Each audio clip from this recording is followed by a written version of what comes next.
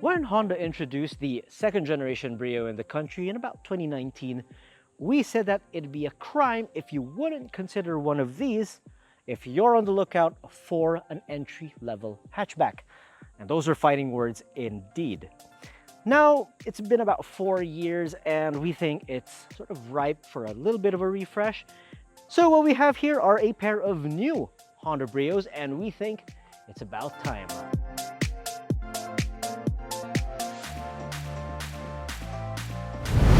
So what's new for the Honda Brio? Well, starting with the exterior, the most obvious change would be the larger grille, and it cuts deeper into the front bumper.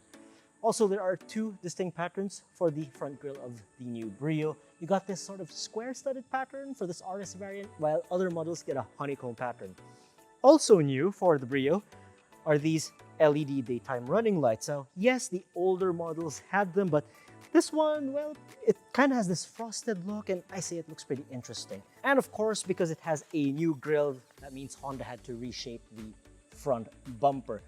As you can see, again, it cuts in deeper, and well, it also has new fog light housings and a center air intake.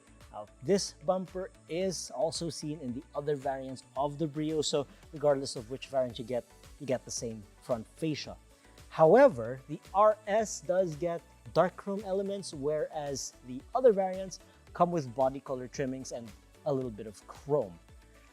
So what else is new? Now, you also get new wheel designs, and the V version still does use 14-inch alloys, but it has a sort of two-tone design, whereas this RS version comes with 15-inch alloys with a sort of dark machine finish kind of look. I think it kind of looks pretty good on it, and kind of gives a sportier element to this particular car. To wrap up all the changes made to the new Brio, it also has a new rear bumper and smoke taillights for the RS version. Powering the new Honda Brio is, well, the familiar 1.2-liter iVTEC engine, and it remains to be the only 4-cylinder in its class. Now, power ratings are unchanged, so it's 89 horsepower and 110 Newton meters of torque. Transmission options? Well, it's between a CVT, or continuously variable transmission, or a 5-speed manual. Okay, so the power ratings are unchanged, but it's still the most powerful in class. And our impressions of this engine over the past couple of years, it's peppy, it's zippy, and it's efficient. So I guess the logic was, why change it? Now, don't expect massive changes inside the updated Honda Brio. This is a minor model change after all. Now, the look of the dashboard and the general layout of it really is pretty much the same as from 2019, but that also means that everything is easy to reach and everything is ergonomic, etc., etc. There is one new thing about the interior though, and that's the new seat patterns for this variant. But if you really want to see what's new in the Brio, you're going to have to take a look at the touchscreen. Now, the touchscreen is now a Kenwood unit that measures about 7 inches. Now, that's not the only thing that's new, because finally, the Honda Brio comes with Apple CarPlay and Android Auto. And all you have to do is just plug it through here. Now, it's not just the top-of-the-line model that gets Apple CarPlay and Android Auto.